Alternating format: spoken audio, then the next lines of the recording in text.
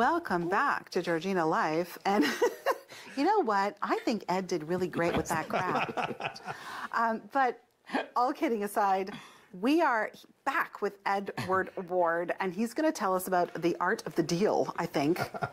I'm a lot more comfortable over here than I was over there, that's for sure. I was going to say you look a little better. It was wonderful to see you so uncomfortable trying to peel the back off that heart. That was delightful. You did great. Honestly, I was impressed. When our kids were younger, they would come to us and ask us to do something, and I would do something for them. Whatever it was they asked, they'd look at it and they go, "That's okay, I'm going to go see Melanie." And they'd take off and go get it done.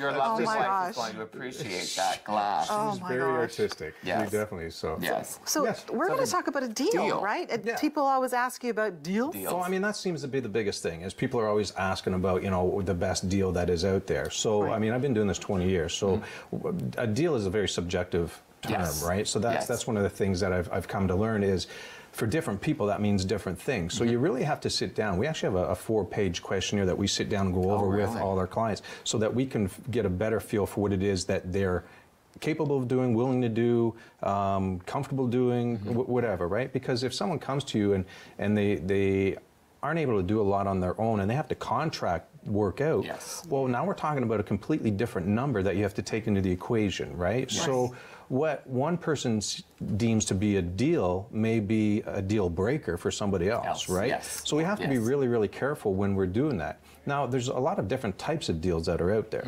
I think when we were talking earlier, you were saying that you're not very gifted with doing renovations, let's say. Handy. So well, I don't know. I'm gonna say he might be handy, but that's a different topic. So we'll so somebody that is going to look at a house and to get in there and they buy a house, let's just say in an area that an average price, just to keep it simple, is $500,000, and you buy a house at $525,000, well, that would sound like you didn't do very well. But if you look further into that and you see that the house has porcelain, granite, hardwood, and there's $40,000 worth of upgrades in there, now you can say to yourself, you know what, I did pretty good with that house, right? Where most people, what they do is they hear, the property is worth $500,000, I bought it at $480,000, so in our mind, we seem like that's a deal. But then there again, when you look a little bit deeper into that property, if there's issues with the basement, the furnace, like that, and a lot of this stuff you should be able to get through a home inspection, but if it's completely finished basement and there's things that you can't see and there's surprises that come up, now that $480,000 house that you just had to drop 50 grand into to bring it back to the normal, I mean, that's not going above and beyond. Now you paid $530,000 for a $500,000 house. It wasn't that much, that great of a deal. It is so subjective, because for me, I'm all about move-in ready. Exactly. When we bought the second house, it had to be move-in ready. And I said to you in rehearsal, for us, because it was a weekend property that we were buying at the very beginning, I wanted 5 appliances. I wanted to bring my laundry from Toronto, do it on the weekend. I didn't want to leave dirty dishes. So for me, yes, we came in at obviously we didn't offer what they wanted, but for me it really was all about those 5 appliances. So that's what you have to take into account, right? And what is important to the individual. How is it fitting in their lifestyle?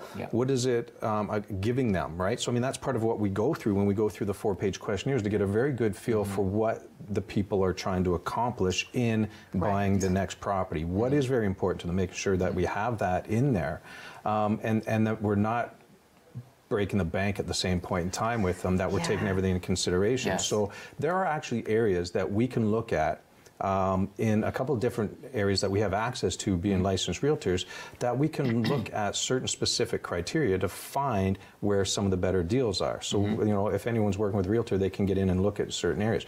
We also have another database that we work off of that we know people want to sell, but they're just not there at that point in time. Sometimes things line up for them that you can get in and buy the property before it's even on the open market. So that will allow a little bit more negotiations.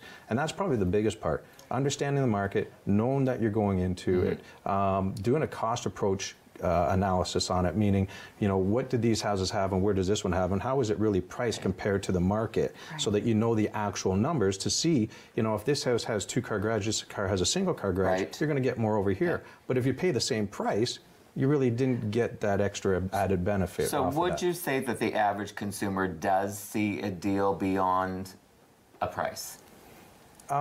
I find that most... It's a learning curve for us. No, I mean, we like to educate people when we deal with them, but I think that for the most part, when the average person is out there buying, it has to meet what they want. Their value system is different than the next person's value system, so it has to meet up with what they are looking for. So aligning that and making sure that's there, then they're going to feel that, you know, I've seen it where a house is sold and you kind of look at it and you go, why would someone pay that? But they also understand that maybe it was because the kids could stay in the school district. It was close to the babysitter. Maybe the family had just split up and you don't want to move them out of their environment, so you're limited in where you can look at it or buy. So those things all play a factor into what is value and then considered a deal for the average buyer, right? So that's where you have to really get to know them. It's not just the fact of going out, looking at a price range and going, oh, that's a pretty house, do you want to buy it? Yes. Right? I mean, there's a lot more. That was the way I shopped 30 years ago. Yeah, and I like get to look at that. I want that, which was just foolish. And that's fine. And a lot of people buy off of looks. A lot of people buy off of emotion. But at some point in time, you have to get beyond that, right? I gotta cut you off. That's horrible, right? Good. Thank you. Thank you so much. Thank you, guys. Appreciate it. You know, you're not going to want to go away because we're going to find out how compatible you are with that universal sky right up next.